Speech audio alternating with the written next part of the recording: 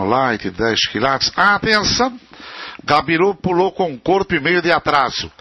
Começa o Fast Six, Carmina Irosa foi para a dianteira, Genolite, segundo 10 quilates, terceiro, Gabiru entrou em carreira, quarto, terceiro, já briga pelo segundo lugar também, Carmina Irosa manda na carreira, 10 quilates, segundo, Gabiru, terceiro, Genolite em quarto, Astro Wonder em quinto, último limítrofe, cruzaram os 700, já vão entrar pela reta de chegada, e Carmina Irosa é a ponteira lá por dentro, enquanto isso, 10 quilates carrega pelo lado de fora, Gabiru vem com o jockey muito alto, com a joqueta muito alta, já vai buscar o segundo lugar e vai carregar sobre Carmina Irosa. Carmina Irosa manda na carreira, tem meio corpo inteiro, 10 quilates, Gabiru brigando pelo segundo, Genolite e Astro Wonder brigam pelo quarto, último limítrofe, cruzaram os 300 milhares, Carmina Irosa manda na carreira, 10 quilates, Gabiru engrenou pelo lado de fora, já vai buscar o primeiro lugar, Carmina Irosa e Gabiru, Carmina Irosa, Gabiru melhor, empalilha, domina, vai para a ponta, tira a vantagem, Carmina Irosa e 10 quilates brigam pela dupla, este é o segundo, cruzam a faixa final.